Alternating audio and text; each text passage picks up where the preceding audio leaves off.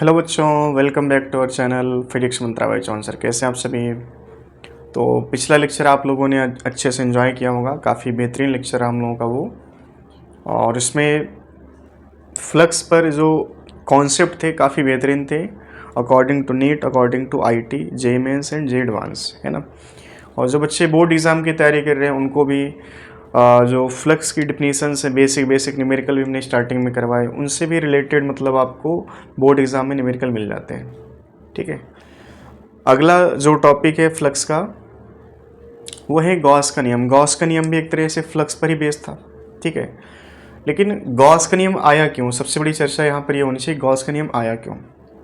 ठीक है। ये बात तुम थोड़ा सा सीखे होगे कि जैसे हमारे पास मान लो कोई को क्यूब है ये, ठीक है, और इस क्यूब में नंबर ऑफ लाइन्स एंटर करें, नंबर ऑफ लाइन्स यहाँ से लीव करें, कितनी भी लाइन्स यहाँ पर एंटर करें, कितनी भी लाइन्स यहाँ से लीव करेंगे, टोटल जो फ्लक्स आएगा इस केस का 0 आएगा। ठीक है। तो ये चीज़ हमने आपको यहाँ पे प्रॉपर डिराइव किया था। एंटरिंग फ्लक्स कैसा था, निगेटिव, इमर्जिंग फ्लक्स कैसा था, पॉजिटिव। कुल मिला के टोटल फ्लक्स कितना बना था, 0। आ रहे भैया सुनो। इस चीज़ का बेनिफिट गॉस साहब ने उठाया। गॉस साहब ने क्या किया कि चार्ज को सबसे पहले मान लो क्यूब जहाँ पर आप बैठ के पढ़ रहे हो उसको आप मान लो एक कमरा है, ठीक है, उस कमरे के जस्ट बाहर, ठीक है, जस्ट बाहर एक मान लो एक चार्ज तुमने रखा। अब उस चार्ज को हम यहाँ पर फिगर में कन्वर्ट कर ले रहे हैं। ठीक है। चार्ज को हमने यहाँ पर रखा, ठीक है, चार्ज यहाँ पर कहीं क्यू है। अब इस क्यू चार्ज के द्वारा जो फील्ड लाइन्स हैं ऐसे बाहर आ रही होंगी, है ना। सामने भी एक सरफेस है ऐसे, यहाँ से भी फील्ड लाइन्स ऐसे बाहर जाएंगे। तो गॉस ने क्या किया कि अकॉर्डिंग टू जो डिफिनीशन थी, total number of lines passing normally through unit surface area, उसके अकॉर्डिंग जब फ्लक्स कैलकुलेट किया, इस क्यूब का टोटल फ्लक्स जो निकल के आया था वो फाई टोटल था 0। फाई टोटल था 0। ऐसा एक्सपेरिमेंटली उन्होंने ये बात प्रूफ की थी कि जब चार्ज बाहर होगा तो इस कमरे का जो टोटल फ्लक्स होगा कितना बनेगा, 0। ठीक है। चार्ज को हल्का हल्का पास लाते गए और चार्ज को गलती से थोड़ा सा अंदर रख दिए यहाँ पे जैसे, ठीक है, यहाँ पे अंदर रख दिए क्यूब के जस्ट भीतर। और जैसे यहाँ पे चार्ज को रखा, अब इन्होंने सभी सरफेस का जो फ्लक्स कैलकुलेट किया वो फ्लक्स निकल के आया था फाई बराबर चार्ज बटे एप्सिलॉन नॉट। ये कैलकुलेट किया था इन्होंने। ठीक है। ये आया कैसे था, इसका भी डेरिवेशन इन्होंने E into D A cos theta से ही प्रूव किया था। लेकिन एक अच्छा सा रिजल्ट आया। इसमें क्या है कि फ्लक्स, अब अकॉर्डिंग टू गॉस लॉ जब भी तुम फ्लक्स कैलकुलेट करो तो आपको क्या करना है, जिस सरफेस का फ्लक्स देखना वो सरफेस हो चार्ज को कितना इनक्लोज कर रहा है, चार्ज को कितना बंद कर रहा है, और जो भी चार्ज उस सरफेस के भीतर बंद होगा बाई में क्या लिखना आपको, एप्सिलॉन नॉट। ठीक है। उस सरफेस का टोटल फ्लक्स निकल के आएगा। और इसी को फिर उन्होंने क्या किया कि एक नियम में कन्वर्ट कर दिया। गॉस का नियम बाद में इसको कहा गया कि गॉस का नियम ये कहता है कि जब किसी सरफेस के भीतर कोई चार्ज मान लो क्यू बंद है तो उस क्यू चार्ज के द्वारा जो फ्लक्स लिंक होगा उस पूरे सरफेस का दैट विल बी 1/एप्सिलॉन not times of that of the charge enclose by the surface. ये बात उन्होंने स्टेटमेंट के तौर पर दी और उससे मतलब काफ़ी बेहतरीन न्यूमेरिकल जो अच्छे लेवल के बनते हैं, जेड मेन, जेड एडवांस हुआ, नीट हुआ, सारे जो बढ़िया लेवल के न्यूमेरिकल बनते हैं फ्लक्स रिलेटेड, वो गॉस के नियम के बाद आए। ठीक है।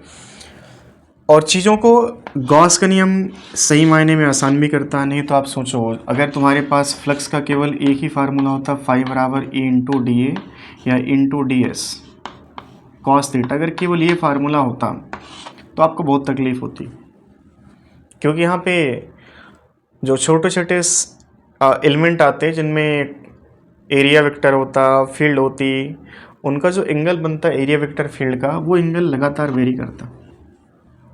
और एंगल यहाँ पर वेरी किया तो फाइनली यहाँ पर इंटीग्रेशन करोगे, ठीक है, और इंटीग्रेशन के बाद तब फ्लक्स निकल के आएगा। आप कुछ लिमिटेड केसेस फार्मूले कर सकते थे, लेकिन जैसे गॉस का नियम बना उस नियम के माध्यम से आप बड़े बड़े जे में, जे एडवांस के भी न्यूमेरिकल हैंडल करने लगे। बहुत बेहतरीन कॉन्सेप्ट होता है ये। और आपको इसके इम्पोर्टेंस बताएं तो ये जो गॉस का नियम है ना, इससे न्यूमेरिकल गारंटेड नीट हो चाहे आईटी हो, इन सभी में न्यूमेरिकल आता ही आता है। जे की बात करें तो उसमें बढ़िया लेवल का न्यूमेरिकल आएगा, बाकी नीट में क्या है, उसमें बेसिक न्यूमेरिकल आते हैं, बट आते ज़रूर हैं। ठीक है, गॉस का नियम बहुत ही फेवरेट टॉपिक होता है किसी भी एग्ज़ाम के यहाँ पे। तो इसका स्टेटमेंट आप हिंदी में लिख लेना कि गॉस का नियम जो होता है, it is the total flux link by any enclose surface is equal to 1 by times of epsilon naught that of charge enclose by the surface, है ना। इसको हिंदी में आप या अपनी किताब से नोटबुक से आप देखना, तो उसमें मतलब इसकी डिफिनीशन आपको मिल जाएगी। फाइनली ये बात पता चली कि जो फ्लक्स होता है अकॉर्डिंग टू गॉस लॉ, जैसे मान लो कोई सरफेस है, ये इस सरफेस के भीतर चार्ज क्यू है, ठीक है, और इसको हमने मान लिया सरफेस है हमारे पास सेल, ठीक है, और फिर यहाँ पर एक मान लेते हैं हमारे पास एक क्यूब है, और इस क्यूब के भीतर भी हमारे पास एक चार्ज क्यू है, ठीक है, और इसको आप किसी भी शेप आप बॉडी के भीतर रखोगे, ठीक है, तो जो चार्ज हमने रखा इन दोनों सरफेस में सेम रखा है, ठीक है, सेम मैग्नीट्यूड का और सेम जो है ना नेचर का, एक तरह से प्लस है दोनों के, ठीक है।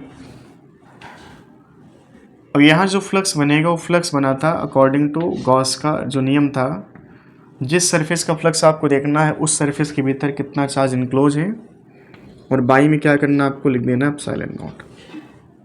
ये नियम भी था इनका, flux link with any enclose surface is equal to 1 by epsilon naught times of that of charge enclose by the surface, ठीक है, ये डेफिनेशन थी। यहाँ पर फ्लक्स कैलकुलेट किया गया तो यहाँ पर भी फ्लक्स निकल के आया चार्ज बाई में एप्सिलॉन नॉट। इसी क्यू चार्ज को हम एक सिलेंडर में बंद कर दें, अगर हमारे पास एक सिलेंड्रिकल सरफेस है,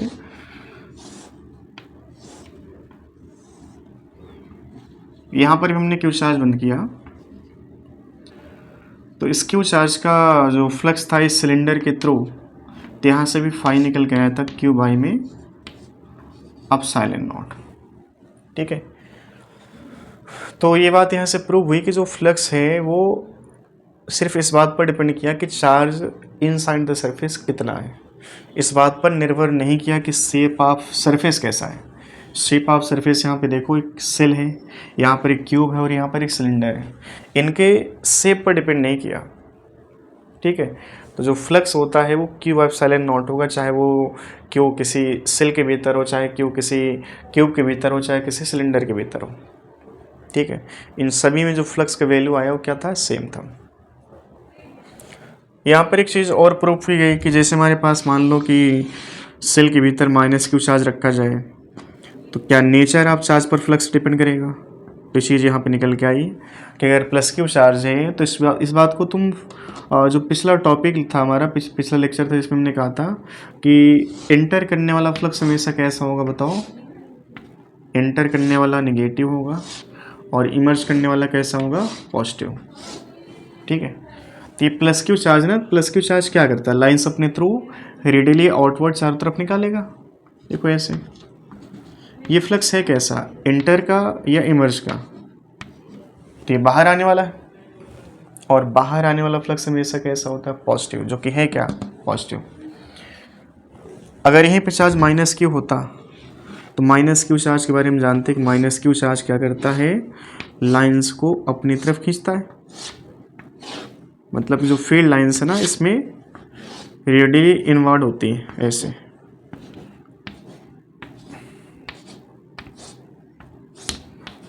तो तुम ये बताओ कि इसमें जो फ्लक्स है ना कैसा है, वो आने वाला है। अगर आने वाला फ्लक्स है तो यहाँ पर कैसा होगा, इसका नेचर बोलो निगेटिव, मतलब कि माइनस का क्यू बाई में epsilon naught. According to Gauss law flux केवल और केवल इस बात पर डिपेंड किया कि चार्ज का नेचर कैसा। अगर चार्ज का नेचर प्लस है तो फ्लक्स कैसा होगा, प्लस, और नेचर अगर इसका निगेटिव है तो फ्लक्स कैसा होगा, निगेटिव, ठीक है। इस बात पर डिपेंड नहीं करता flux according to Gauss law कि शेप कैसा है, ठीक है। बाकी जो हमारे पास फ्लक्स का फार्मूला था फाई बराबर ई इंटू डी एस या into D A into cos theta, ये सरफेस पर डिपेंड किया। डी ए सोचो, अगर हम इसके डी ए को छोटा डी ए को हम इंटीग्रेट करते हैं तो क्या बनता है, 4 पाई आर स्क्वायर। अगर यहाँ पर सरफेस एरिया देखा जाएगा तो 4πr²। इस क्यूब के सरफेस का हम पूरे सभी सरफेस का इंटीग्रेशन करेंगे तो सभी का एरिया सेम थोड़ी ना आएगा, लेकिन जो फ्लक्स निकल के आएगा इन सभी केस का, अगर Q charge inside the surface है, सरफेस एरिया सबका अलग अलग, लेकिन सबका जो फ्लक्स निकल के आएगा वो सेम आएगा। किसके हिसाब से आएगा? According to Gauss law. इस फार्मूले के हिसाब से सेम नहीं आएगा, क्योंकि यहाँ पे डी ए सबका अगर आप तोड़ के जोड़ोगे फाइनली, तो सबका डी ए जब तोड़ के जोड़ोगे ना तो यहाँ पर कितना बन जाएगा? 4πr² के रेडियस इसका आर है, और यहाँ पर क्यू ऑफ साइड ए है तो इसका एरिया कुछ और बन जाएगा, इसके लिए कुछ और बन जाएगा। बात आ रही है समझ में? तो कुल मिला के सभी का सरफेस एरिया अलग अलग है, बट चार्ज क्यू अगर अंदर है तो टोटल फ्लक्स कितना होगा? Q by epsilon not. ठीक है, तो पॉइंट आप लिखना यहाँ पे कि flux depends on nature of charge and magnitude of charge. Gauss के नियम के हिसाब से flux depends on nature of charge and magnitude of charge. अगर मैग्नीट्यूड यहाँ पर क्यू है तो क्यू बाई एप्सिलॉन नॉट होगा, अगर मैग्नीट्यूड ऑफ चार्ज 2 हो गया तो 2 बाई एप्सिलॉन नॉट। ठीक है, और इस बात को भी मेंशन यहाँ पे करना कि फ्लक्स इस बात पर निर्भर नहीं करता कि किस शेप की बॉडी के भीतर चार्ज बंद है। ठीक है, तो ये बात यहाँ पर लिखना कि flux does not depends on the shape of surface by which charge is enclose. मतलब उस सरफेस पर निर्भर नहीं करेगा, शेप पर निर्भर नहीं करेगा जिस सरफेस के भीतर चार्ज यहाँ पर ये बंद है। ठीक है, ये बेसिक सा फार्मूला हो गया। ठीक है, इसको आप याद रखना कि गॉस का नियम के अनुसार जो फ्लक्स होगा वो चार्ज बाई में एप्सिलॉन नॉट, और चार्ज हमेशा जो सरफेस के भीतर है उसको यहाँ पर रखना होगा। ठीक है, तो आप इस चीज़ को छाप लो। फार्मूले की बात करें तो फार्मूला फाई बराबर हम यहाँ पे एक बार और लिख दे रहे हैं, फाई बराबर चार्ज इनक्लोज बाई में क्या बनेगा? Epsilon not. जो चार्ज सरफेस के भीतर बंद होगा बाई में एप्सिलॉन नॉट। इसको छापो जल्दी।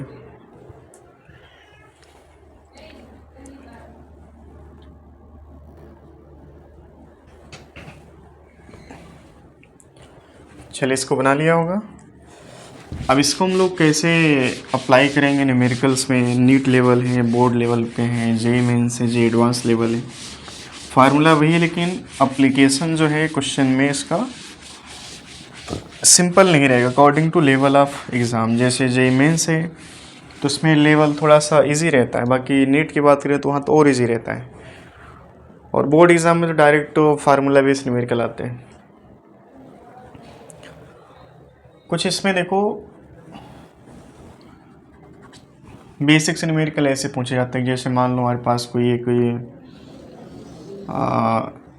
ऐसे हमने कोई सरफेस मान लिया। ठीक है, और इसमें हमने क्या किया, कुछ ऐसे और सरफेस हमने चूज कर लिया। ठीक है, इनको गॉसियन सरफेस कहते हैं हम लोग।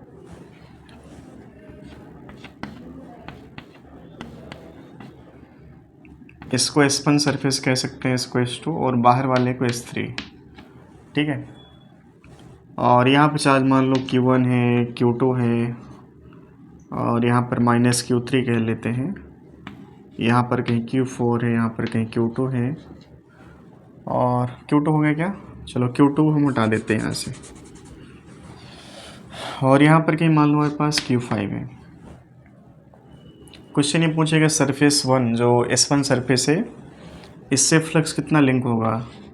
तो φ1 बराबर बनेगा चार्ज बाई में एप्सिलॉन नॉट। अब S1 सरफेस के भीतर चार्ज कितना बंद है? Q2, तो Q2 बाई में क्या लिखना बोलो? Epsilon not. Q2 by Q2 by epsilon not, है ना।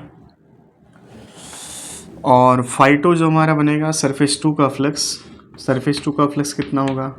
इसके भीतर कितना चार्ज? Q4, तो फाइनली कितना बनेगा? Q4 बाई में एप्सिलॉन नॉट, है ना। और सरफेस 3 के भीतर जो टोटल चार्ज निकल के आएगा उन सभी का सम करके बाई में क्या लिखना है? एप्सिलॉन नॉट, है ना। तो sum of all the charge present inside the surface is 3। कितना है? Q1 यहाँ पर, Q2 यहाँ पर, Q3 यहाँ पर, और Q4 यहाँ पे। साइन सहित हमको चार्ज रखना। ठीक है, क्या लिखना? Q1 plus Q2 plus Q4 और माइनस का Q3, और बाई में एप्सिलॉन नॉट। ठीक है, ये हो गया। अब बहुत तो जाने पहचाने न्यूमेरिकल, आपने अगर 12th पास आउट हैं, ठीक है, तो आपने ये सब न्यूमेरिकल देखे होंगे। जैसे हमारे पास मान लो क्यूब है, ये सब बेसिक बातें होती हैं, बट इनमें भी थोड़ा सा हम लोग मिर्च मसाला मिलाएंगे, थोड़ा सा तड़का इनमें लगाएंगे क्वेश्चन में, ताकि थोड़ा सा अच्छा लेवल का बन जाइए। बाकी पहले हम लोग बेसिक बातें करेंगे ताकि आपका जो कॉन्फिडेंस लेवल है थोड़ा बढ़े और आप पुदीने पर चढ़ जाओ थोड़ा सा, है ना। तो जैसे हमारे पास मान लो क्यूब है, इस क्यूब के 3-4 केस होते हैं जो बोर्ड एग्ज़ाम में और नीट है और आईटी में भी पूछ लेता वैसे तो।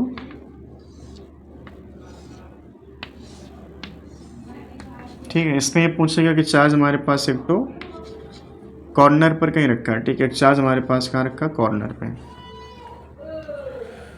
तो इसमें ये पूछा गया कि इस क्यूब के थ्रू जो फ्लक्स लिंक होगा एक सिंगल क्यूब के थ्रू, उसका वैल्यू कितना होगा।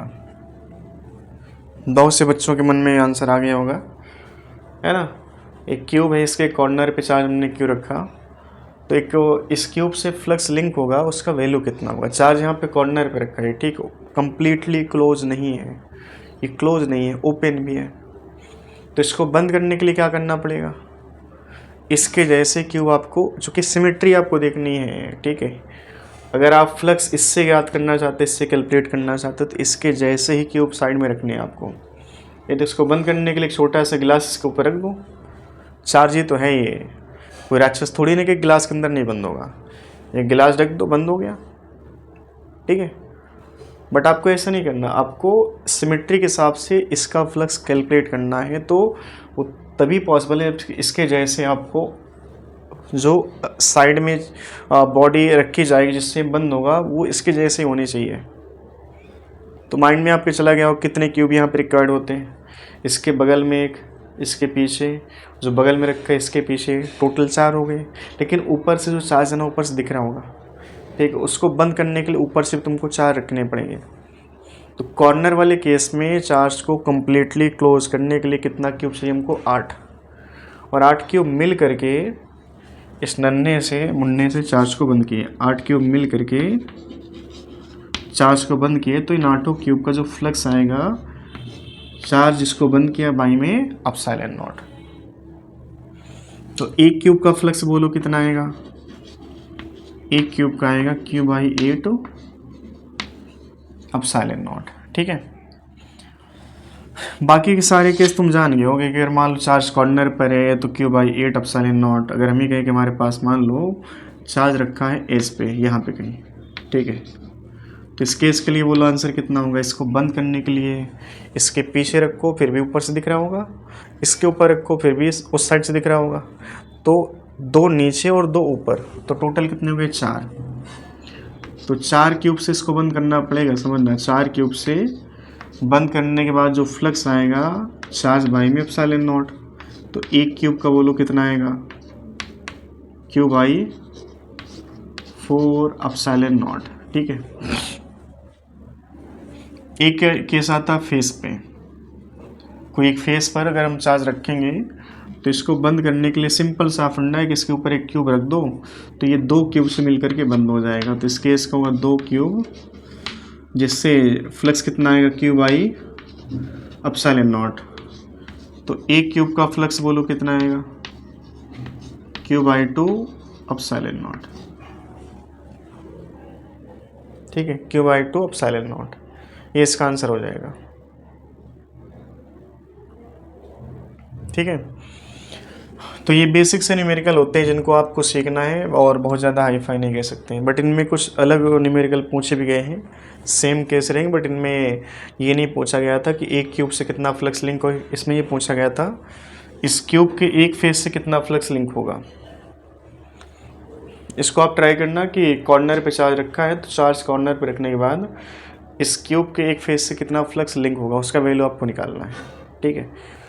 तो उसका आंसर आप सबको पता होगा, वो बनेगा क्यू बाई 24 एप्सिलॉन नॉट, है ना।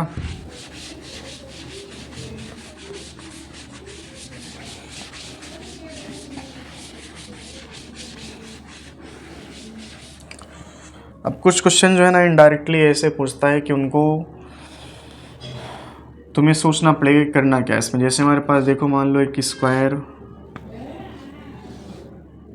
टाइप में हमारे पास एक सरफेस है।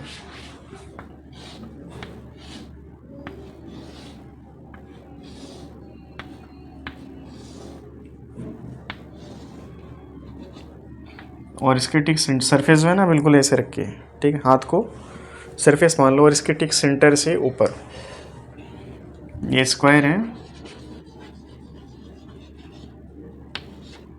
हिंदी वाले बच्चे इसको वर्ग कहते हैं ना। स्क्वायर और इसका साइड ए है, और इसके ठीक सेंटर जो है ना हमारा a/2, सेंटर से a/2 पर एक चार्ज रखा है। तो इस सरफेस से फ्लक्स कितना लिंक होगा ये हमें कैलकुलेट करना है, ठीक है। तो स्क्रीन पॉज करो और आप इसको एक बार ट्राई करो, ठीक है। स्क्वायर सरफेस से ठीक a/2 पर हमारे पास एक चार्ज रखा है, इस सरफेस से फ्लक्स कितना लिंक होगा, ठीक है। चलो ट्राई कर लिया होगा, आंसर बोलो। चलो कोई नहीं, आंसर मैच कर लेना, हमें सुनाई नहीं देगा वैसे आप बोलोगे भी तो। पहली बात तो चार्ज कैसा, ओपन है क्लोज है, ओपन है, ठीक है। इसको क्या करना पड़ेगा, बंद करना पड़ेगा।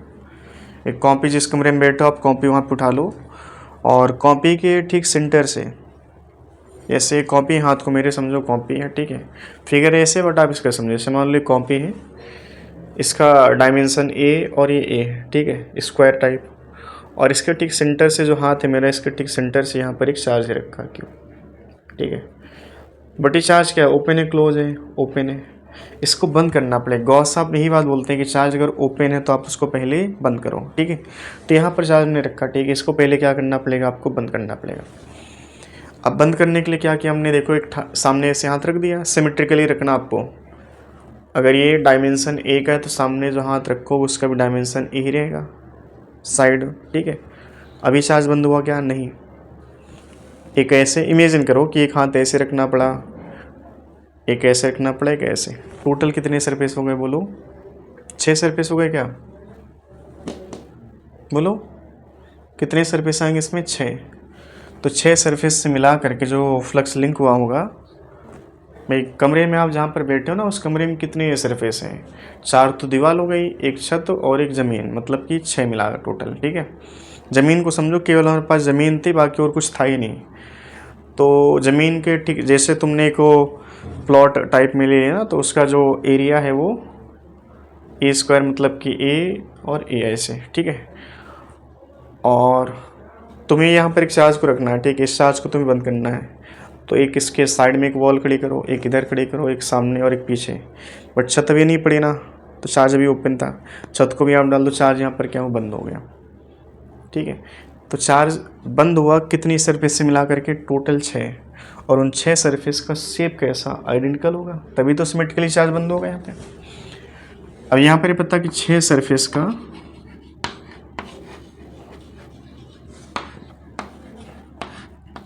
फ्लक्स होगा Q/ε0। तो एक सरफेस का बोलो कितना आएगा, Q/6 ε0। ऐसे देखो टाइम पास न्यूमेरिकल बन जाते हैं, ठीक है। बाकी इसमें तुम्हें बढ़िया लेवल के न्यूमेरिकल करवाएंगे अभी हम, इतना पहले नोट करो।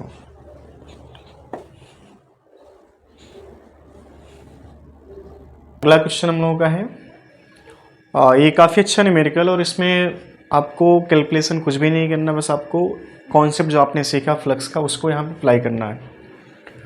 क्वेश्चन कुछ ऐसा कि यहाँ पे एक क्यूब है जिसकी साइड है यहाँ पर क्वेश्चन में गिवन है, ठीक है। और इस क्यूब के एक फेस से रॉड यहाँ पर इंटर करे, रॉड या वायर कह सकते हैं, ठीक है। वायर पे चार्ज डेंसिटी यहाँ पर दिया λ कूलम पर मीटर, ठीक है। वायर एक कांस्टेंट वेलोसिटी से एक फेस से एंटर कर रही है, ठीक है। और यहाँ से एंटर करके कभी न कभी इस साइड से बाहर आएगी, ठीक है। क्वेश्चन यहाँ पर ये है, draw the variation of flux with respect to time if the length of wire less than side of cube, more than side of cube and equal to side of cube. ये 3 case है इसमें, बाकी एक case आप समझोगे, बाकी 2 के answer आप खुद बताओगे, ठीक है। गॉस का नियम क्या कहता है, फ्लक्स किसी भी सरफेस का जो निकल के आया था that will be charge enclose by the surface by ε0। ये आंसर था हमारा, फार्मूला था। अभी चार्ज यहाँ पर वायर पर जो भी चार्ज यहाँ पर डिस्ट्रीब्यूट है वो चार्ज का भी बाहर है, ठीक है। समय जीरो पर हम ये कह सकते हैं कि जस्ट रॉड यहाँ पर इस फेस से एंटर करने वाली है। समय जीरो पर इस फेस से रॉड जस्ट एंटर करने वाली है। जैसे जैसे यहाँ पे चार्ज का वैल्यू बढ़ेगा इनसाइड द क्यूब, वैसे वैसे फ्लक्स का वैल्यू बढ़ता चला जाएगा। एक ऐसा टाइम आएगा जब यहाँ पे रॉड का जो चार्ज है इस क्यूब के दोनों फेस के बीच में आ चुका होगा। उस केस में चार्ज यहाँ पर अधिकतम आ चुका होगा, ठीक है। अधिकतम चार्ज आने का मतलब कि फ्लक्स अब उससे ज़्यादा यहाँ पे लिंक नहीं होगा, ठीक है। तो इसमें तीन केस हमारे पास। पहला केस है लेस देन ए, मतलब कि यहाँ पर अगर हमारे पास क्यूब ऑफ साइड ए है तो यहाँ पर इस रॉड का या इस वायर की जो लेंथ है ना वो a/2 हो सकती है, a/4 हो सकती है, ऐसा कुछ डाटा यहाँ पे हो सकता है। इसको फील करना है, समझना है, इसको कैलकुलेशन ज़रा से भी नहीं इसमें। अगर इस रॉड की लंबाई a/2 जो कि लेस देन ए है, ठीक है, समय जीरो पर रॉड यहाँ पर एंटर की, वायर यहाँ पर एंटर की, जैसे जैसे वायर यहाँ पर एंटर करेगी वैसे वैसे फ्लक्स बढ़ता चला जाएगा, ठीक है। अब तुम ये बताओ कि ये जो साइड है ना यहाँ से यहाँ तक का है कितना, वो ए है। तो जो वायर है ना उस वायर पर उपस्थित चार्ज अधिकतम कितना क्यूब के भीतर आ सकता है, वो इस क्यूब के लंबाई का जो ये वाला फेस है ना, ये जो चौड़ाई है क्यूब की, इसके बराबर, इससे अधिक चार्ज नहीं आ सकता है। बट हमारे पास चार्ज केवल है कितनी लंबाई में, आधी लंबाई में, ठीक है। तो समय के साथ पहले देखो, समय के साथ फ्लक्स क्या होगा, बढ़ेगा, बढ़ते बढ़ते कहाँ तक जाएगा, मैक्सिमम, ठीक है। मैक्सिमम तब होगा जब यहाँ पर जो वायर है ना पूरा पूरा क्यूब के भीतर आ चुकी है, बट वो वायर कितनी होगी, a/2, ठीक है। चलना कितना है इसको, वायर को यहाँ से एंटर करने के बाद यहाँ पर निकलने के लिए इस साइड कितना चलना पड़ेगा, a, जबकि है कितना ये a/2 का। मतलब क्या निकला कि a/2 जब ये चलेगी तो चार्ज पूरा पूरा इस वायर के अंदर आ चुका होगा। अब इस साइड तो वायर बचेगी नहीं। तो तुम ये बताओ कि फ्लक्स यहाँ पर अधिकतम पहुँचेगा जब length of wire inside the cube becomes a/2। उसके बाद क्या होगा कि वायर अंदर ही ट्रेवल करती रहेगी तब तक जब तक कि अगला a/2 डिस्टेंस कवर ना कर ले। a/2 डिस्टेंस कवर करने के बाद यहाँ से रॉड क्या होगा, वायर क्या होगा, बाहर निकलना शुरू हो जाएगा।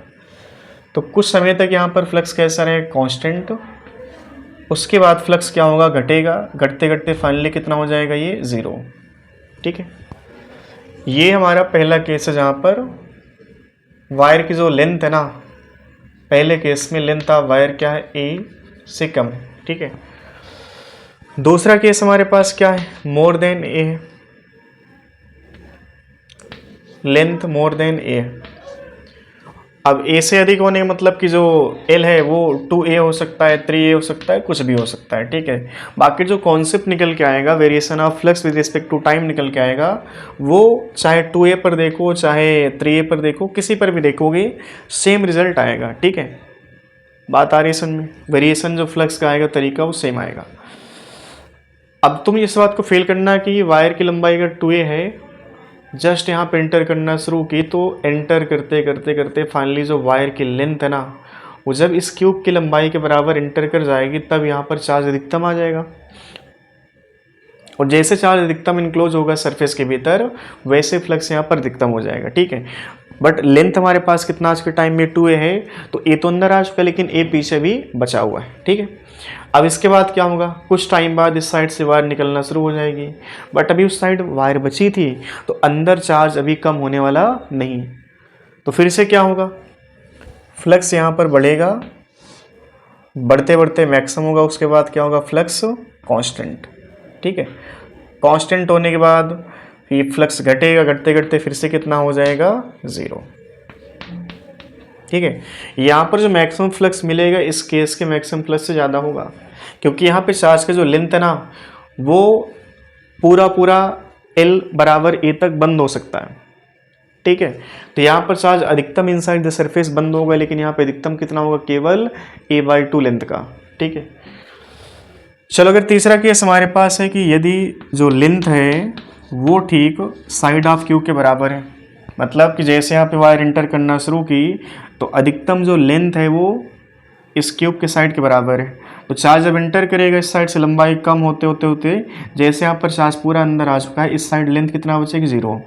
ठीक है, तो पहले फ्लक्स बढ़ेगा, बढ़ते बढ़ते क्या होगा मैक्सिमम, उसके बाद जैसे ही वायर अंदर आ चुकी है पूरी तरीके से, अब वायर इस साइड से निकलना भी स्टार्ट हो जाएगी, तो फ्लक्स यहाँ पर धीरे धीरे क्या होगा घटेगा, तो घटते घटते फिर से कितना हो जाएगा ये 0।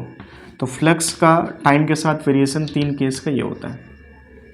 ठीक है, और इसमें ये भी लिखा जा सकता है कि अगर मान लो हमारे पास कुछ ऐसा क्वेश्चन आ गया कि लेंथ ऑफ वायर इनफाइनाइट है, तो उस केस में variation of flux with respect to time क्या होगा, समझ गए होंगे। अगर अनंत लंबाई की तार है तो अभी जस्ट एंटर करने वाली थी, तो फ्लक्स पहले क्या होगा बढ़ेगा, बढ़ते बढ़ते बढ़ते क्या होगा मैक्सिमम, उसके बाद देखो अंदर जितना चार्ज आ चुका उसमें कोई चेंज तो होगा नहीं, क्योंकि तार की लंबाई पीछे अनंत दूरी तक है। ठीक है, अब इस साइड से तार बाहर निकलती रहेगी, इस साइड से तार अंदर आती रहेगी, बट इसमें जो चार्ज आ चुका अंदर उसमें कोई चेंज नहीं होगा। ठीक है, मतलब इस केस में फ्लक्स तो बढ़ेगा, बढ़ते बढ़ते मैक्सिमम हुआ, लेकिन उसके बाद ये घटने वाला नहीं है, तो कैसा हो जाएगा कांस्टेंट। तो अगर तार की लंबाई अनंत थी तो उस केस में फ्लक्स पहले बढ़ेगा, मैक्सिमम तक जाएगा, उसके बाद फिर कैसा हो जाएगा कांस्टेंट। अगर फाइनाइट लेंथ होगी तो पहले बढ़ेगा, फाइनाइट में तीनों केस आ जाएंगे। ठीक है, फाइनाइट लेंथ ऑफ वायर में तीनों केस। ठीक है, फाइनाइट लेंथ का मतलब साइड ऑफ क्यूब से कम हो सकती है, साइड ऑफ क्यूब से ज़्यादा हो सकती है, साइड ऑफ क्यूब के बराबर हो सकती है, 3 केस आएंगे इसमें। ठीक है, इनफाइनाइट का ये भी केस एक होता है, तो आप इसको नोट कर लो अच्छे से। चलिए इसको नोट कर लिया होगा। अब कुछ चुटकुले देखो ऐसे पूछ लेता है कि हमारे पास एक क्यूब है और हमारे पास एक तार जिसकी लंबाई अनंत है। ठीक है, उस तार को हम किस तरीके से क्यूब के भीतर रखें ताकि जो फ्लक्स लिंक हो वो मैक्सिमम लिंक हो। ऐसे देखो नीट में और जेईई मेंस में भी ऐसे चुटकुले पूछे जाते हैं, तो आप इनको सीख लो। वैसे तो ज़्यादा टाइम नहीं देना है आपको इसमें, 1 मिनट का सवाल है, ये क्वेश्चन है। जैसे हमारे पास एक क्यूब है, इस क्यूब में एक हमारे पास अनंत लंबाई की तार है। ठीक है, उस अनंत लंबाई की तार को किस तरीके से रखा जाए ताकि जो फ्लक्स हो इस क्यूब से मैक्सिमम लिंक हो। ठीक है, और इस क्यूब का जो साइड हो ए दिया, cube of side A, cube of side A, इसमें अनंत लंबाई का तार हमारे पास, मान लो कि तार में जो चार्ज डेंसिटी है वो लेमडा गिवन था, lambda coulomb per metre given है, lambda coulomb per metre given है। ठीक, इसकी लंबाई ठीक है, इसकी लंबाई सफिशिएंट है। तो इसको हम किस तरीके से रखें ताकि इसमें जो फ्लक्स लिंक हो मैक्सिमम हो। ठीक है, तो मैक्सिमम चार्ज किस तरीके से आप इसको रखोगे ताकि बंद हो। ठीक है, मैक्सिमम किस तरीके से रखा जाए ताकि चार्ज पे मैक्सिमम अंदर बंद हो जाए। तो आप समझ गए ना, डायगोनल कॉलम, यहाँ से तार को इंटर करवाओ, यहाँ से निकालो, या यहाँ से इंटर करवाओ और यहाँ से निकालो। ठीक है, तो अगर ये पॉइंट है और ये पॉइंट है, इनके बीच आपने वायर ऐसे इंसर्ट की, यहाँ से इंटर की और यहाँ से बाहर निकाली, तो अधिकतम चार्ज बंद होगा, इससे ज़्यादा चार्ज नहीं बंद हो सकता है। अभी जो चार्ज बंद हुआ इसकी लेंथ कितना है ये पहले से आपको पता है कि हमको वायर को यहाँ से इंटर करवानी है और यहाँ से बाहर निकालनी है। ठीक है, तो यहाँ पर जो चार्ज अंदर बंद हुआ होगा उसकी लेंथ कितना होगी, बोलो कितना आएगी। तो एल इक्वल टू कितना आएगा, a√3, सबको पता है। ठीक है, सभी को पता है a√3, a√3 है। तो फाइनली यहाँ से जो चार्ज आएगा वो लेमडा इंटू लेंथ होता है ना, तो Q बराबर क्या हुआ, लेमडा इंटू a√3। अब जो फ्लक्स लिंक होगा कितना आएगा, बोलो, चार्ज इनसाइड द सरफेस और बाई में एप्सिलॉन नॉट। तो फाई कितना आ गया, बोलो, Q इन कितना होगा, लेमडा a√3 और बाई में एप्सिलॉन नॉट। ये बेसिक सा चुटकुला था। ठीक है, कुछ और भी चुटकुले आप देख लो, वैरायटी ऑफ न्यूमेरिकल सारा कुछ आपको पता होना चाहिए। जैसे मान लो हमारे पास एक हेमिस्फेरिकल बाउल है, ठीक है, एक कटोरा है जो कि मल्टीपर्पज़ होता है, सबको पता है मल्टीपर्पज़ होता है ना। और जो बच्चे नहीं पढ़ते उनके लिए ये आगे चल के काम आएगा। ऐसे कटोरा है, ठीक है, और इस कटोरे के जो ये ओपन सरफेस है सर्कुलर, जस्ट इसके बाउंड्री पर एक चार्ज हमने क्यों रखा है। ठीक है, ये चार्ज ना तो पूरी तरीके से बंद है और ना ही ओपन है, मतलब कि नीचे से देखने पर ये पूरा तुमको दिख रहा होगा। क्वेश्चन यहाँ पे कि हेमिस्फेरिकल बाउल से जो फ्लक्स लिंक होगा उसका वैल्यू कितना होगा। तो गॉस ने क्या बात बोली थी, गॉस ने ये बात बोली थी कि चार्ज अगर ओपन है तो आप उसको पहले क्या करोगे, बंद करोगे। अब बंद करने के लिए क्या करना पड़ेगा बोलो, इसके जैसा ही एक आप नीचे से हेमिस्फेरिकल बाउल कवर कर दो ऐसे, ठीक है। तो 2 हेमिस्फेरिकल बाउल के द्वारा चार्ज कितना बंद हुआ, Q।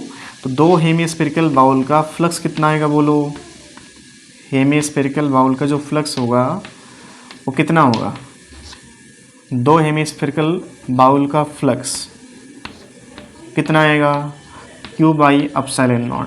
तो एक का कितना होगा, Q बाई 2 एप्सिलॉन नॉट। ये सब टाइम पास न्यूमेरिकल होते हैं, ये सब कुछ छापते हो जल्दी से। इसमें देखो कुछ और वैरायटी न्यूमेरिकल की पूछी जाती है जो तुम्हें पहले से पता होनी चाहिए, ठीक है। नहीं एग्ज़ाम में आप ऐसे वेट करके टाइम तो इतना रहता नहीं कि आपको 2 घंटे में फिजिक्स पेपर करना है, समय मैक्सिमम जो है 1 घंटा रहता है। तो उसमें देखो कुछ ऐसे न्यूमेरिकल भी आते हैं, जैसे मान लो हमारे पास एक सिलेंडर है, ठीक है, एक सिलेंडर है और इस सिलेंडर के ठीक सेंटर पे चार्ज क्यों रखा, ठीक सेंटर पे रखा है, ठीक है। क्वेश्चन ये बोला गया कि इसमें सर्कुलर सरफेस है, सर्कुलर सरफेस ए और ये वाला बी मान लेते हैं, ठीक है, और कर्व सरफेस का नाम देते हैं सी। क्वेश्चन यहाँ पर ये बोला गया कि सर्कुलर सरफेस का फ्लक्स फाई है, ठीक है, किसी एक सर्कुलर सरफेस का फ्लक्स फाई है, तो कर्व सरफेस का फ्लक्स कितना होगा, कर्व सरफेस का फ्लक्स कितना होगा, ठीक है। और चार्ज हमने कहाँ पर रखा, ठीक सेंटर पे। तो इसको आप स्क्रीन पॉज करके 1 मिनट ट्राई करो, ठीक है। चलो ट्राई कर लिया होगा। चूँकि चार्ज हमने ठीक सेंटर पे रखा तो जितना फ्लक्स इस सरफेस से लिंक होगा उतना ही फ्लक्स इससे लिंक होगा। सेंटर पे रखने का मतलब जितनी नंबर ऑफ लाइंस इस प्लस क्यू चार्ज के द्वारा इस सरफेस को मिलेंगे उतनी ही लाइंस इसको भी मिलेंगी, ठीक है। तो सबसे पहली बात हम जानते हैं कि सरफेस ए का फ्लक्स बराबर सरफेस बी का फ्लक्स, जो कि है कितना यहाँ पर 5, ठीक है। हमसे पूछा गया कर्व सरफेस मतलब सी सरफेस का फ्लक्स कितना होगा। अब आप ये बताओ कि इस सरफेस और इस सिलेंडर में कितने सरफेस, 3 है, 2 सर्कुलर और 1 कर्व। इन तीनों का मिला करके जो फ्लक्स बनेगा that will be charge by में एप्सिलॉन नॉट। क्या लिखा जाए, 5a plus 5b plus 5c बराबर में कितना, चार्ज और बाई में एप्सिलॉन नॉट, ठीक है। तो तुम ये बताओ कि इसमें 5a और 5b का मान बराबर है, तो क्या इसको 2 टाइम्स ऑफ 5a लिख लिया जाए, या 2 टाइम्स ऑफ 5 प्लस 5c बराबर में कितना, q by epsilon not. 5c कितना होगा देखो यहाँ से, q by epsilon not minus 2 ये आंसर हो जाएगा हमारा, ठीक है। तो ऐसे टाइम पास न्यूमेरिकल बहुत सारे बन जाते हैं, तो आप इसको छापो और कुछ न्यूमेरिकल और करवाते हैं आपको। एक चार्ज की हो जो कि पॉइंट चार्ज है, ठीक है, डिस्क के एक्सिस के लॉन्ग x दूरी पे रखा हुआ है और इस चार्ज के थ्रू जो लाइंस निकल के आएंगे ना, उन लाइंस को ये कितना डिस्क कैप्चर करेगी, मतलब कितना फ्लक्स यहाँ पे डिस्क लिंक होगा इसमें, उसका वैल्यू यहाँ पर बताना है, ठीक है। और ये बढ़िया क्वेश्चन समझने लायक है। चार्ज क्यू जो है ना वो फील्ड लाइन से ऐसे निकालेगा चारों तरफ, ठीक है, और ये सारी लाइंस को समेट नहीं पाएगा चूँकि डिस्क है ये ऐसे रखी है, ठीक है, और जो चार्ज है ना वो चारों तरफ ऐसे लाइंस निकालेगा रेडियली आउटवर्ड। तो ये सारी लाइन कैप्चर नहीं कर पाएगा, केवल उतनी कैप्चर करेगा जो इसके क्षेत्रफल के दायरे में आ रही होंगी, ठीक, उतनी लाइंस को कैप्चर कर पाएगा ये। तो फ्लक्स का जो कैलकुलेशन है गॉस का नियम जो था उसके थ्रू यहाँ पे नहीं कर पाएंगे उसको भी हम लोग, ठीक है। सॉलिड एंगल कॉन्सेप्ट लोग बताते हैं, बट उसको भी सीखने के लिए आपको इंटीग्रेशन करना पड़ेगा, फिर वो सब करोगे, फार्मूला पता नहीं पता, तो उस चीज़ को अवॉइड करते हैं हम लोग, ठीक है। यहाँ पर क्यू चार्ज को हम बंद करना चाहिए, अगर गॉस का नियम अप्लाई करना चाहते तो आपको इस क्यू चार्ज को बंद करना पड़ेगा। पहली शर्त ये है, अगर गॉस के नियम के थ्रू फ्लक्स देखना चाहते हैं तो charge should be enclose by the surface. But इस चार्ज को बंद कर पाना संभव है क्या, ये डिस्क इसके सामने, इसके ठीक इसके पीछे ऐसे लगाओ x दूरी पे, नहीं बंद होगा। सामने रखो, इसके अपोजिट रखो, ऐसे कितनी डिस्क यहाँ पे रिक्वायर्ड होंगी, बहुत सारी। उनका नंबर अगर पता चल जाए तो हम वो कैलकुलेशन कर सकते हैं। अगर ऐसा ये पता चल जाए कि क्यू चार्ज ऐसी आइडेंटिकल डिस्क को, जो कि हम मानते हैं नंबर में 10 डिस्क के थ्रू ये चार्ज कंप्लीटली इनक्लोज हो जा रहा, तो 10 का फ्लक्स कितना होगा, क्यू बाई एप्सिलॉन नॉट, तो एक का कितना हो जाएगा, Q by 10 epsilon not. But ऐसा हमको आज के टाइम में नहीं पता है कि ये चार्ज कितने डिस्क के द्वारा बंद होगा।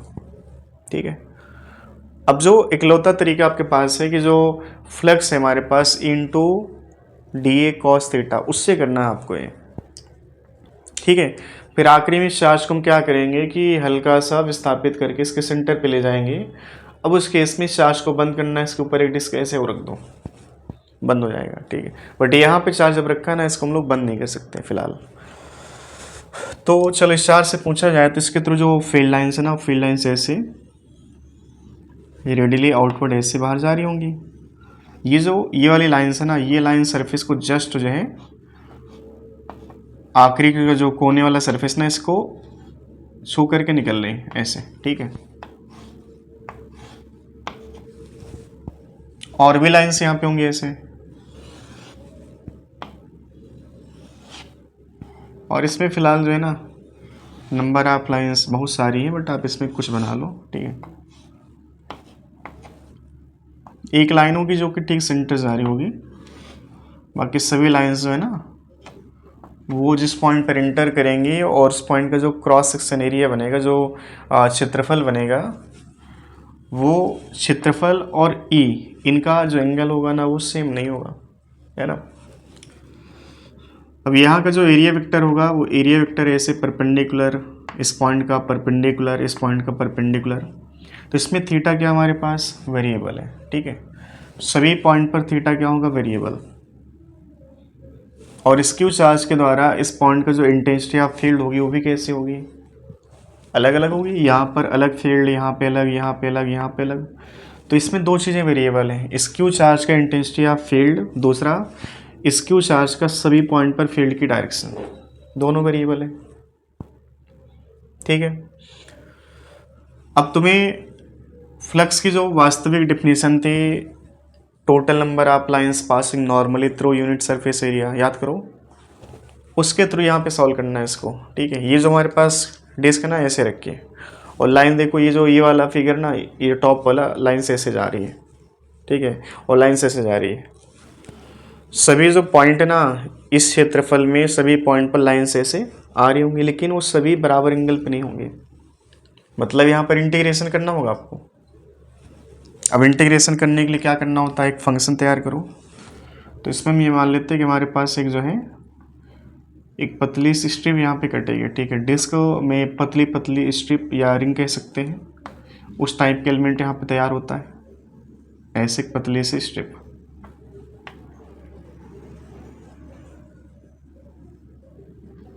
ठीक है, और इस चीज़ को हम थोड़ा बाहर निकाल लेते हैं कि हमारे पास एक पतली सी स्ट्रिप है ये।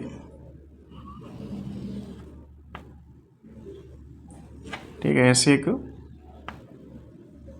रिंग टाइप में एक जो है स्ट्रिप बन गई। ठीक है, एलिमेंट है ये, और इसका जो रेडियस है वो स्मॉल आर मान लिया जाए। ठीक है, इसकी थिकनेस डी आर मान लेते हैं हम लोग। चार्ज इस रिंग से भी कितना दूरी पर होगा, एक्स। ठीक है, क्यू चार्ज, और ये जो पॉइंट है ना जहाँ पे ये वाला स्ट्रिप हमने कट किया है, इस पॉइंट का जो फील्ड लाइन्स है ना वो फील्ड लाइन्स ऐसे आ रही होगी। ठीक है, ऐसे निकल रही होगी। अब इस फील्ड लाइन्स के पास दो कंपोनेंट है, ये वास्तविकतम फिगर ऐसे है कि यहाँ पे जो ये सरफेस ना फील्ड ऐसे गई। ठीक है, अब इस फील्ड के दो कंपोनेंट होंगे, एक वर्टिकल दूसरा हॉरिजॉन्टल। हॉरिजॉन्टल लाइन सरफेस को परपेंडिकुलर कट करेंगे और वर्टिकल कंपोनेंट सरफेस के पैरेलल। ठीक है, और फ्लक्स केवल उन्हीं लाइन्स के थ्रू मिलता है जो लाइन सरफेस को 90 पर इंटरसेक्ट करेंगे। तो इस ई का जो एक कंपोनेंट आएगा हमारा वर्टिकल और एक हॉरिजॉन्टल, ये एंगल हमने मान लिया थीटा। ठीक है, इस ई का ये कंपोनेंट क्या होगा, बोलो ई कॉस थीटा, और ये वाला कंपोनेंट क्या होगा, ई साइन थीटा। ठीक है, अब इसमें से ई कॉस थीटा वो लाइन्स हैं जो सरफेस को परपेंडिकुलर है। ये जो हमारे पास स्ट्रिप ना इसमें परपेंडिकुलर इंटर करे होंगे। ठीक है, चलो सबसे पहले यहाँ पर जो फ्लक्स निकल के आएगा उसको हम डी फाई लिख लेते हैं। डी फाई कितना होगा, ई इंटू डी ए। ठीक है, और डी ए वेक्टर भी जो होगा ना वो ई कॉस थीटा की दिशा में होगा। ठीक है, तो फाइनली यहाँ पर E cos theta into D A या E into D A into cos theta. ये कॉस थीटा फील्ड का जो परपेंडिकुलर कंपोनेंट है ना वो वाला थीटा है।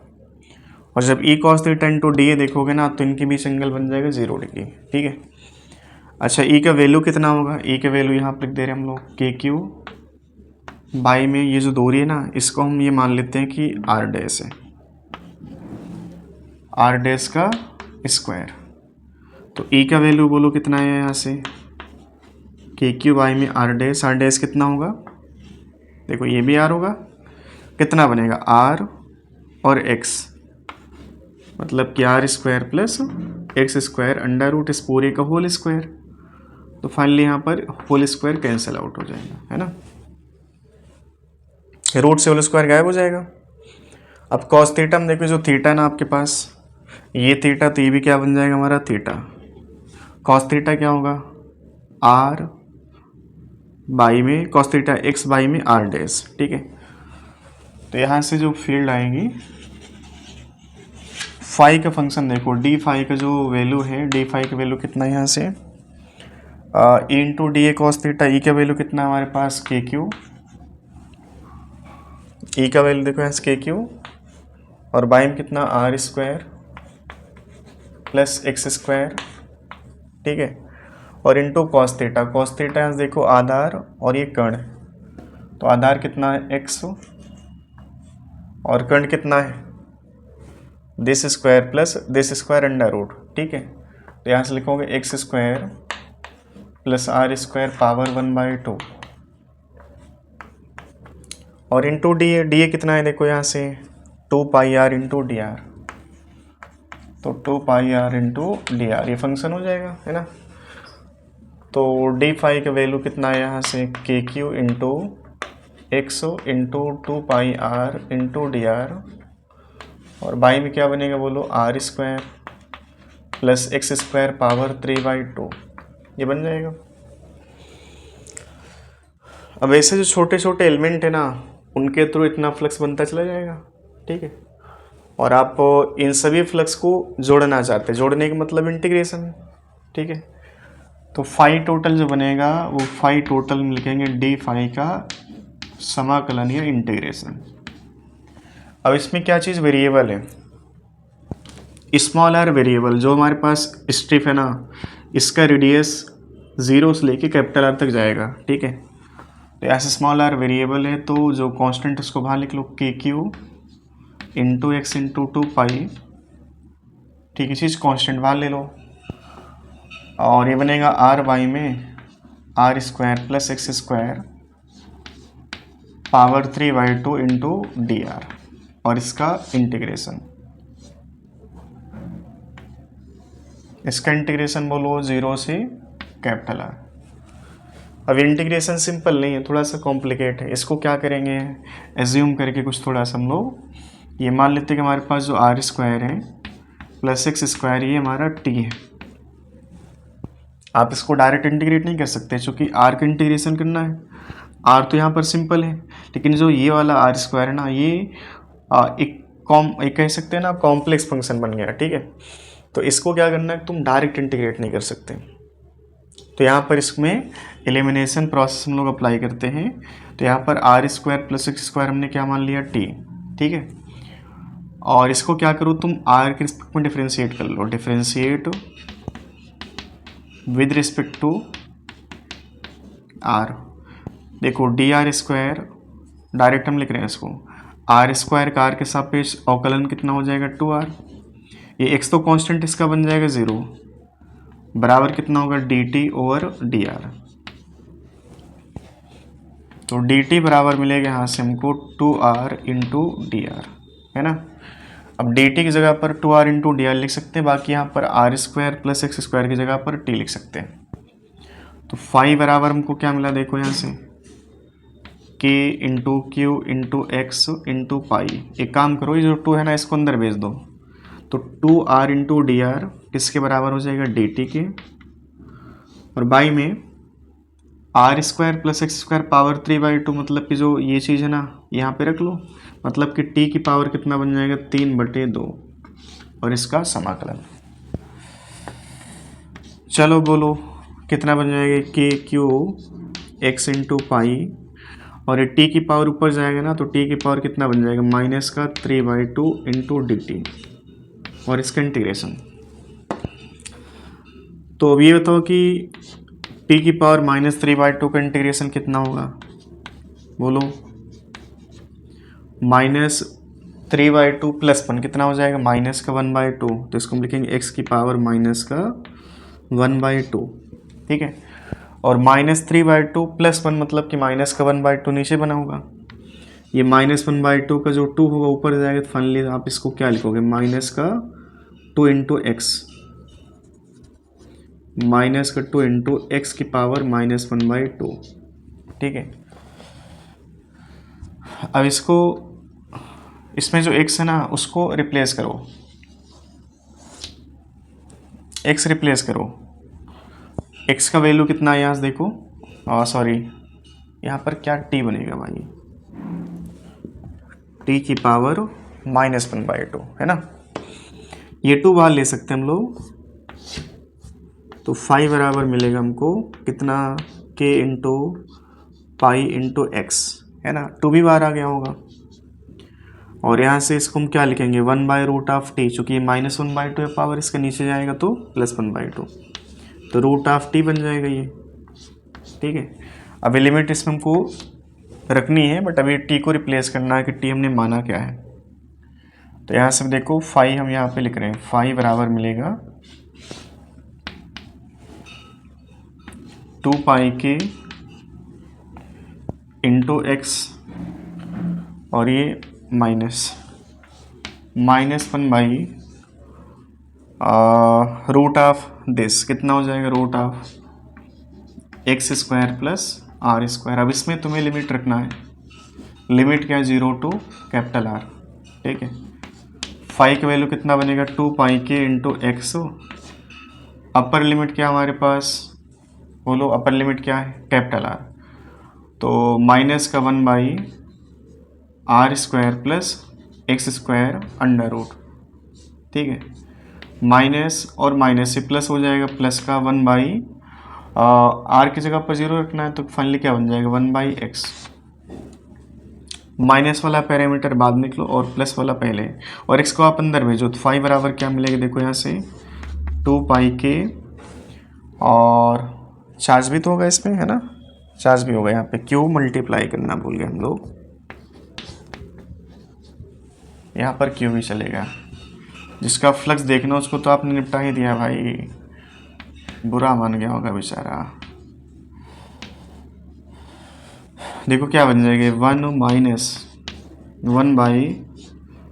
नहीं x बाई में √r² + x², ये फ्लक्स होगा, ठीक है।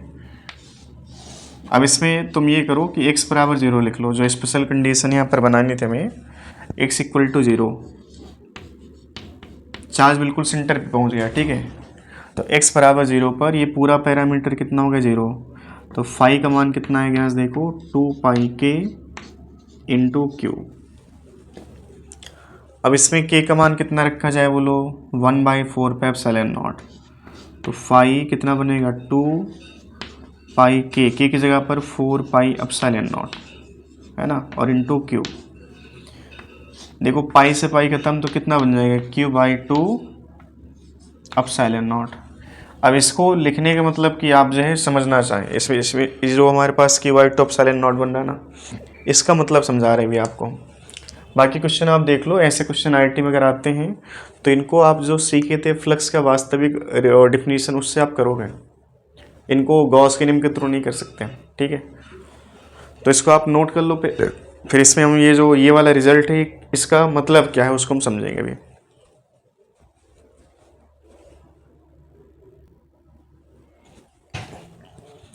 चलिए इसको नोट कर लिया होगा। आखिरी में जो x बराबर 0 पर चर्चा हुई है उसको समझो आप।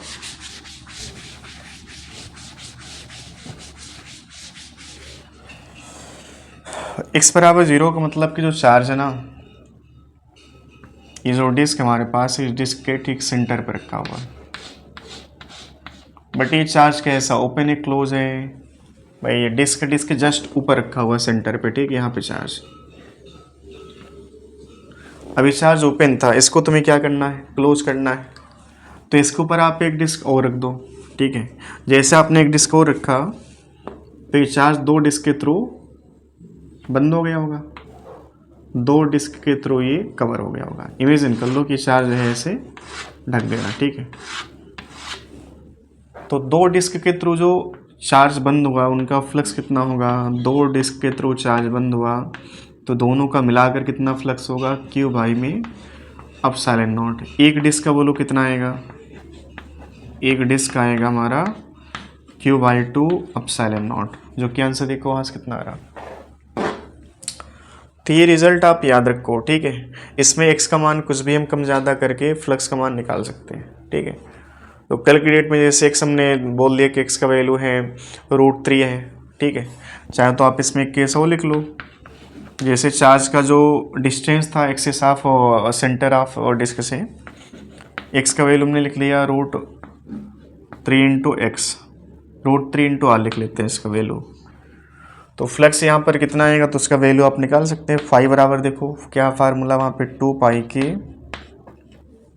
Into Q 1 minus √3 into R, by में कितना बन जाएगा देखो, r² प्लस √3 आर का होल स्क्वायर, और यहाँ पे देखो r² प्लस √3 का होल स्क्वायर, मतलब फाइनली कितना हो जाएगा 3r²। तो r² प्लस 3r² कितना बन गया 4r², 4r² का रूट कितना बन जाएगा 2r, ठीक है। ये r से r खत्म कर लो, तो फाई का मान कितना आएगा यहाँ से 2 pi K into Q 2 minus √3 by 2। तो आप ये रिज़ल्ट याद कर लो, ठीक है। अगर मान लो कभी जेई में ऐसा न्यूमेरिकल आया तो आप इस रिजल्ट से डायरेक्ट आंसर लिख सकते हो, ठीक है। ऐसे जेई मेंस में तो वैसे इस पर डायरेक्ट न्यूमेरिकल नहीं आएगा, जे एडवांस में क्वेश्चन आएगा ऐसा, ठीक है। तो इसको आप छाप ले इसे।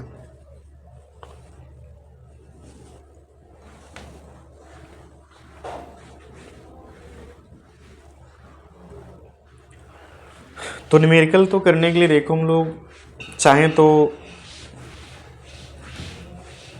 पूरे साल इलेक्ट्रोस्टैटिक पढ़ सकते हैं, या फिजिक्स में कोई भी चैप्टर आप पढ़ना चाहो तो पूरे साल पढ़ सकते हो। न्यूमेरिकल बनने की पॉसिबिलिटी जो है ना कभी समाप्त हो ही नहीं सकती है।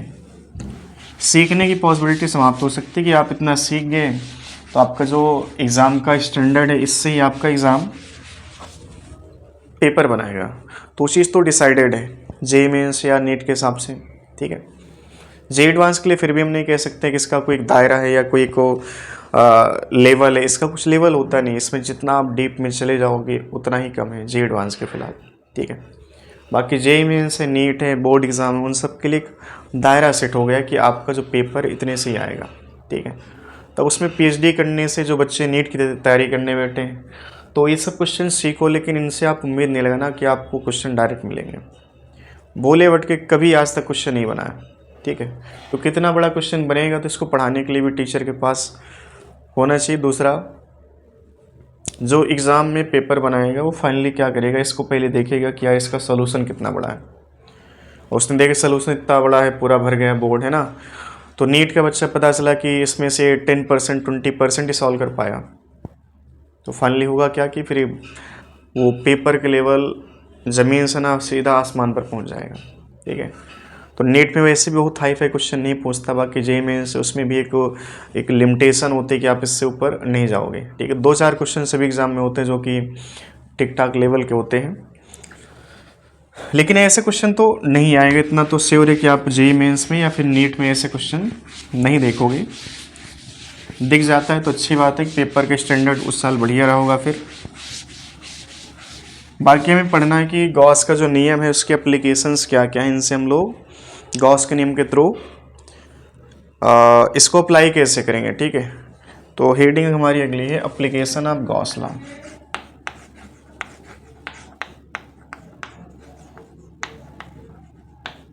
एप्लीकेशन ऑफ गॉस लॉ, घोसला नहीं गॉस, कुछ लोग सुन रहा होगा घोसला, नहीं गॉस लॉ है। पहला एप्लीकेशन इसमें।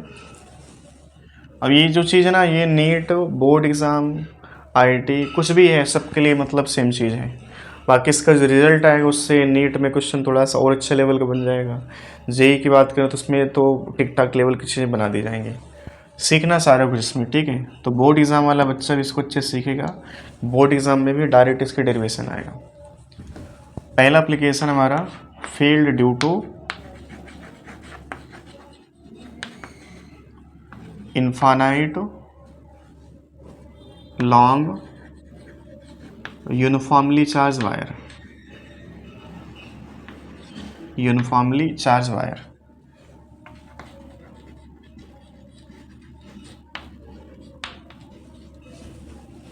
एक वायर जिस पे चार्ज कैसा यूनिफॉर्म है और इसकी लंबाई क्या इनफाइनाइट है ना।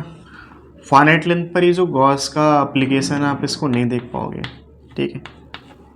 तो ऐसे यहाँ पर एक वायर है जिसकी लंबाई क्या अनंत है, इनफाइनाइट है। ये इधर विदेश जा रही होगी, इस साइड भी है विदेश, मतलब इनफाइनाइट है ना। तो हमें क्या करना है कि इस यूनिफॉर्मली चार्ज वायर के थ्रू कोई हमने पॉइंट चूज कर लिया, मान लो P। इस P पॉइंट पर हमें इसका इंटेंसिटी ऑफ फील्ड देखना है R दूरी पर। ये R है क्या चीज़, तार से परपेंडिकुलर डिस्टेंस है। जिस पॉइंट पर आपको फील्ड देखनी है उस पॉइंट पर ये जो R होता है ना, R का मतलब है कि यहाँ पर तार की लेंथ से परपेंडिकुलर डिस्टेंस है। इस पॉइंट पर आप इस तार के through intensity of field calculate करना चाहोगे, ठीक है। ये डेरिवेशन बोर्ड एग्ज़ाम, नीट सबके लिए इम्पॉर्टेंट है। चूँकि ये चीज़ तो सभी को पढ़ना पड़ेगा, चाहे नीट का बच्चा तैयारी करने बैठा हो, चाहे आईआईटी का, चाहे आपका बोर्ड एग्ज़ाम का, क्योंकि डेरिवेशन आता है, ठीक है।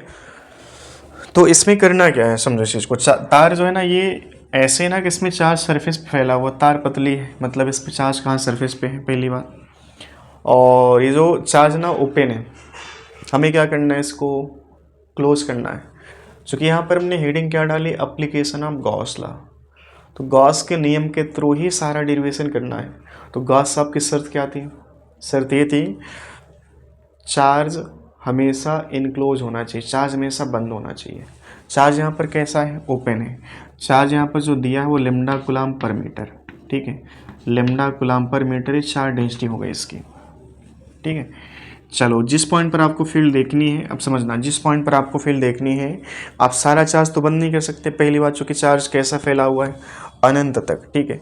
आप पूरे चार्ज को इनक्लोज नहीं कर सकते, बट इसमें से हम कुछ चार्ज को बंद कर सकते हैं।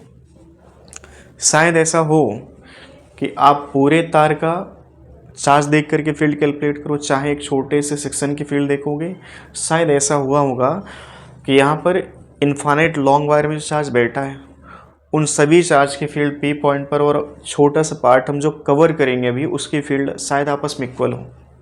या ऐसा भी हो सकता है कि तार की लंबाई पर इस P पॉइंट का फील्ड डिपेंड ही ना कर रहा हो, लंबाई अनंत ले चाहे कुछ भी लो, इस P पॉइंट पर शायद फील्ड का वैल्यू डिपेंड ही ना कर रहा हो।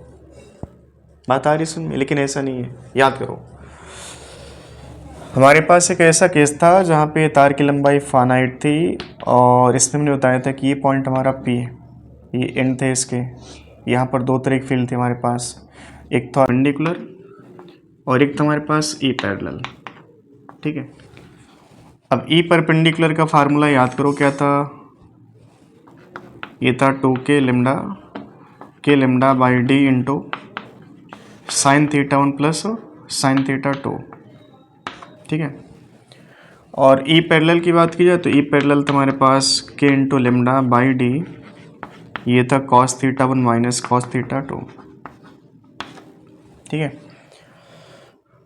थीटा 1 थीटा 2 परपेंडिकुलर डिस्टेंस से ये जो एंड होते हैं, इन एंड के बीच का एंगल होता है। अगर एंड को हम खींचेंगे तो थीटा 1 थीटा 2 चेंज होंगे, मतलब कि लेंथ शायद इसमें कंसीडर हो रही है। लंबाई को आप कम करोगे, थीटा 1 थीटा 2 चेंज होगा। लंबाई ज़्यादा करें, थीटा 1 थीटा 2 चेंज होगा, ठीक है। तो ये चीज़ हमने वहाँ से सीखी थी कि जो मैग्नेटिक वो इलेक्ट्रिक फील्ड होती है P पॉइंट पे चार्ज वायर के थ्रू, वो लेंथ पर डिपेंड करती है, बट वो डायरेक्ट डिपेंड नहीं करती, वो θ1 θ2 की शक्ल में आती है। अब आज के टाइम में हमारे पास केस ये कि इसमें जो वायर है ना, वायर की लंबाई इनफाइनाइट है। अगर आपने फाइनाइट वाला केस सीखा था तो वहाँ पर हमने इनफाइनाइट का भी केस डिस्कस किया था। फाइनाइट वाले केस में भी इनफाइनाइट की जो कंडीशन होती है उसको हम फिट कर सकते हैं। θ1 θ2 याद करो 90 डिग्री बन गए थे, और उस केस में E पैरेलल 0 हो गया था, E परपेंडिकुलर निकल के आया था 2k λ/r। चलो बात है, आप वहाँ पे सीखेगा। तो सबसे पहली शर्त है कि चार्ज को अकॉर्डिंग टू गॉस लॉ तुम्हें बंद करना पड़ेगा। बंद करने का कोई नियम नहीं होता कि आप किस सरफेस के भीतर बंद करना चाहते हैं। आपकी जैसी मैथमेटिक्स है, आपको जैसी मैथमेटिक्स आती है उसके बिहाफ पर आप चार्ज को बंद कर सकते हैं। ठीक है, तो हमने क्या किया कि हमने सोचा कि इस चार्ज को एक सिलेंडर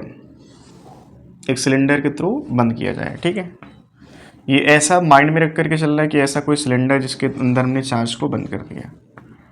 ये इमेजिनरी सरफेस होता है, इसको हम लोग कहते हैं गॉसियन सरफेस। गॉसियन सरफेस, ठीक है।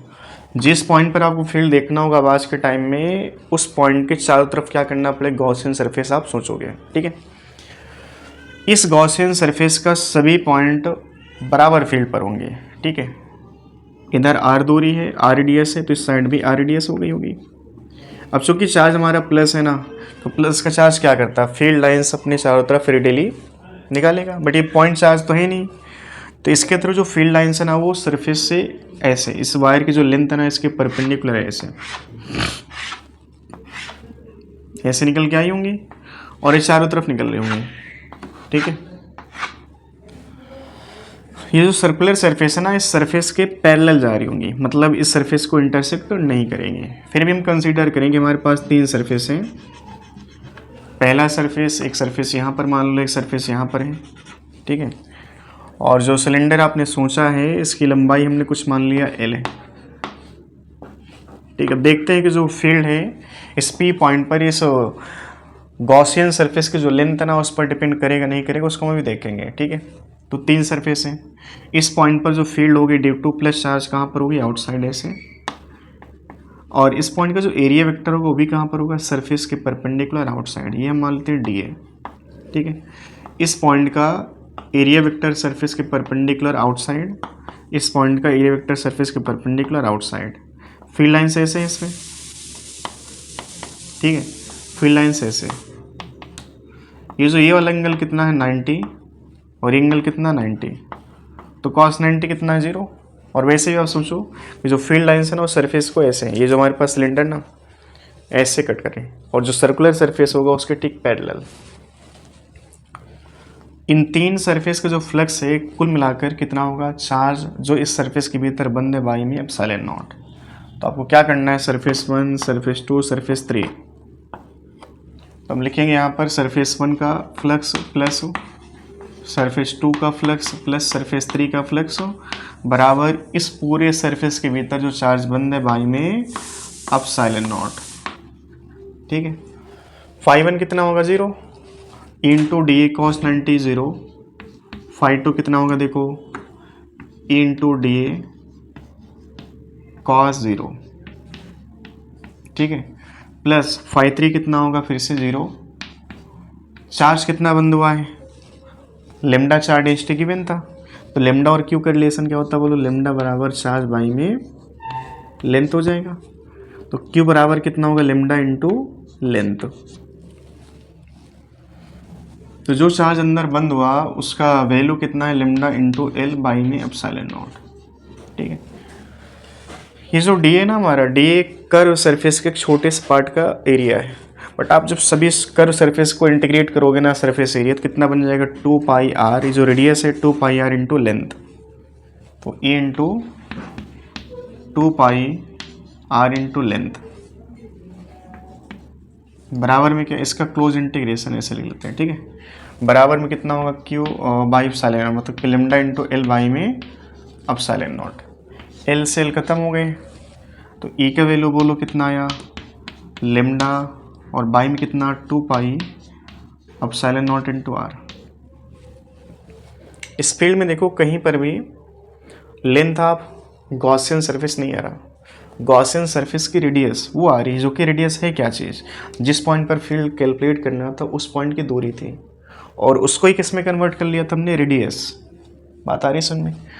तो ये फार्मूला हमारा हो गया। और ये जो फील्ड है वो कहाँ पर है, टोटल फील्ड जो बनेगी आप ऐसे बना लो, जैसे यहाँ पर चार्ज डेंसिटी प्लस की है, तो ये जो पी पॉइंट होगा इस पी पॉइंट पर फील्ड हमेशा आउटसाइड होगी अगर चार्ज डेंसिटी प्लस है, और अगर चार्ज डेंसिटी माइनस है यहाँ पे तो फील्ड किसी पॉइंट पर अंदर होगी।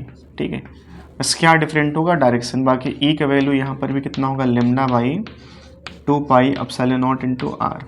ये चार्ज डेंसिटी लेमडा है, ठीक है, और यहाँ पर भी लेमडा। ई और आर का अगर हम ग्राफ खींचें, ई और आर का जो ग्राफ है उसको खींचो, तो ग्राफ की शक्ल कैसे देखो, हाइपरबोला टाइप में है, ऐसे।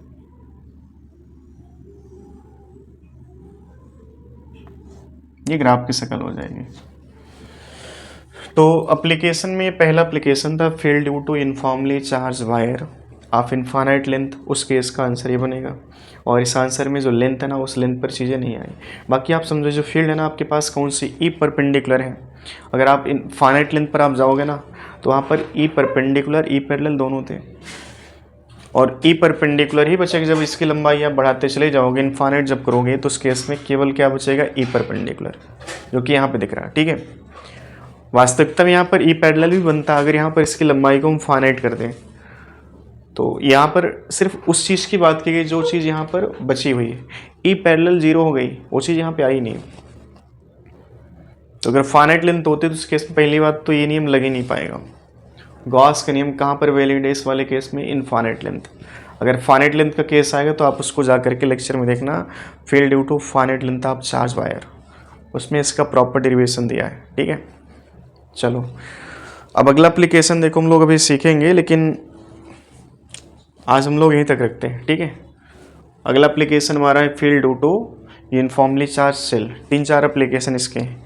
बाकी न्यूमेरिकल की बात करें, न्यूमेरिकल उन एप्लीकेशन के थ्रू डायरेक्ट भी आते हैं नीट में, और जेई की बात करें तो वहाँ पे डायरेक्ट नहीं आते, कुछ कहानी में थोड़ा ट्विस्ट रखेगा वो डायरेक्ट फार्मूला बेस्ड न्यूमेरिकल तो नीट में ही आते हैं। ठीक है, तो इस लेक्चर को हम लोग यहीं तक रखते हैं। बाकी अगले लेक्चर में इसके एप्लीकेशन जो कि बोर्ड, जेई मेंस, नीट है, जेई एडवांस, सबके लिए इंपॉर्टेंट, जो कि बेसिक कॉन्सेप्ट तो आपको पता होना चाहिए। ठीक है, तो चैनल को सब्सक्राइब करो, शेयर करो। Thank you.